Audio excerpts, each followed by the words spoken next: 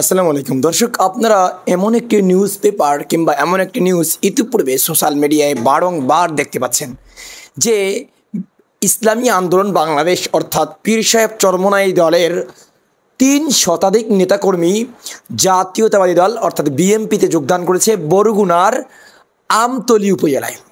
আল্লাহ মাফ করুক, মাআযাল্লাহ। মানে মানুষ কতটা নিচু হলে এমন একটি জঘন্যতম কাজ করতে পারে?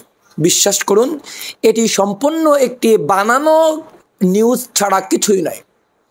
আর আমাদের বাংলাদেশে পেপার নিউজগুলো, অনলাইন মোবাইল নিউজগুলো এত নির্লজ্জ, এত বেহায়া, তারা যে নিউজ পাবে তাই তারা ভাইরাল করবে, তাই তারা পোস্ট করবে, তাই তারা শেয়ার করবে, হ্যাঁ, আর তারা লাইক শেয়ার করে টাকা আর্ন করবে। মানে কতটা নির্লজ্জ মানুষ তারা! মিথ্যা খবর কেউ দেয় আবার তারা ছড়ায়। যাই হোক দর্শক, এ সম্পর্কে আমি কিছু বলবো না। স্বয়ং বরগুনা জেলার যিনি সভাপতি, ওই এলাকার যিনি সভাপতি, তেনার মুখ থেকে আপনারা শুনুন আসলে মূলত ঘটনাটা কি। আসসালামু আলাইকুম ওয়া রাহমাতুল্লাহি ওয়া বারাকাতুহু। প্রিয় দেশবাসী, বরগুনাবাসী, আপনারা ইতিমধ্যে একটা নিউজ দেখেছেন বরগুনার আমতলীতে যে ২ শতাধিক লোক, কোনো মিডিয়া এসেছে ৩ শতাধিক লোক ইসলামী আন্দোলন ছেড়ে বিএনপিতে যোগদান করেছে। খবরটি ১০০% মিথ্যা এবং ভিত্তিহীন। এটি একটি সাজানো নাটক এবং প্রোপাগান্ডা বই, অন্য কিছু নয়। এখানে শুধুমাত্র একজন লোক, যিনি ইসলামী আন্দোলন বাংলাদেশের একটি ওয়ার্ডের দায়িত্বে ছিলেন, তাকেও দলীয় শৃঙ্খলা ভঙ্গের অভিযোগে আরো ১ মাস আগে দল থেকে বহিষ্কার করা হয়েছে। শুধু ওই লোকটি ইসলামী আন্দোলন সম্পৃক্ত এক সময় ছিলেন। বাকি যারা, তারা কেউ আওয়ামী লীগ করেছেন, বিএনপি করেছেন, সেই লোকগুলোকে নতুন পাঁচকল্লি টুপি পরিয়ে, আপনারা টুপির দিকে লক্ষ্য রাখবেন, সবার এক ধরনের টুপি, পাঁচকল্লি টুপি, সেগুলো পরিয়ে চরমোনাইয়ের মুরিদ বানিয়ে, ইসলামী আন্দোলনের দায়িত্বশীল বানিয়ে বিএনপিতে যোগদানের নাটক মঞ্চস্থ করা হয়েছে। আমরা মনে করি বিএনপি এত বড় একটি দল, যেটা এমন দেউলিয়া হয়ে যায়নি যাদের এমন নাটক মঞ্চস্থ করতে হবে। আমি চ্যালেঞ্জ করে বলছি, যাদেরকে ইসলামী আন্দোলন বাংলাদেশ থেকে বিএনপিতে যোগদানের নাটকে নিয়ে আসা হয়েছে, যদি তার মধ্যে কোনো ব্যক্তির ইসলামী আন্দোলন বাংলাদেশের রানিং পদ পদবি থাকে, তাহলে আমি প্রত্যেকটা মিডিয়াকে যারা এগুলো প্রচার করেছে তাদেরকে আমি ১ লক্ষ টাকা করে পুরস্কার দেব। আর যদি মিথ্যা প্রমাণিত হয়, বাস্তবিক যেটা মিথ্যা, তাহলে অবশ্যই প্রত্যেক মিডিয়াকে ক্ষমা চাইতে হবে। আমরা জানি মিডিয়াগুলো জেনে শুনে এবং উভয় পক্ষের খবর নিয়ে আমাদের সাথে যোগাযোগ করে তারা এটা প্রকাশ করত, কিন্তু আমাদের সাথে আদৌ কোনো যোগাযোগ না করে মিথ্যা ভিত্তিহীন তথ্য প্রকাশ করেছে।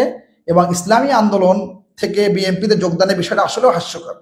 কেননা সাধারণত ইসলামী আন্দোলন করার পরে সে অন্য কোনো দলে যোগদান করতে পারে না।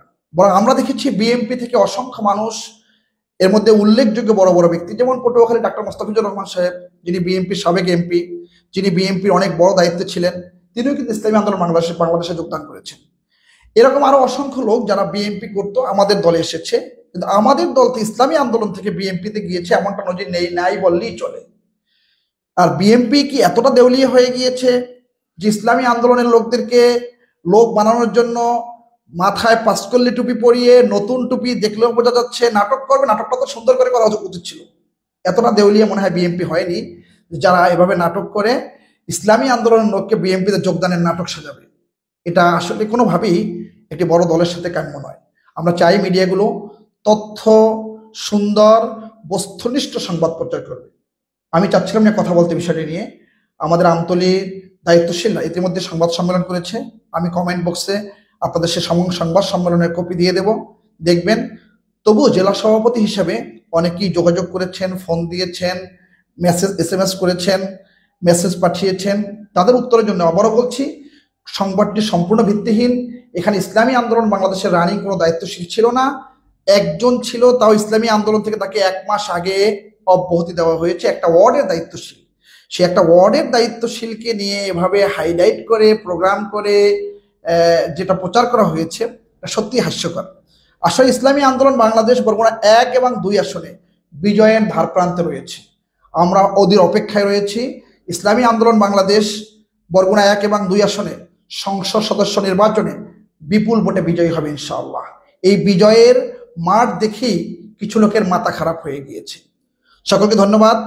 সাংবাদিক বন্ধুদেরকে অনুরোধ করব, ভিত্তিহীন সংবাদ পরিবেশন না করে সত্য, বস্তুনিষ্ঠ সংবাদ আপনারা পরিবেশন করবেন।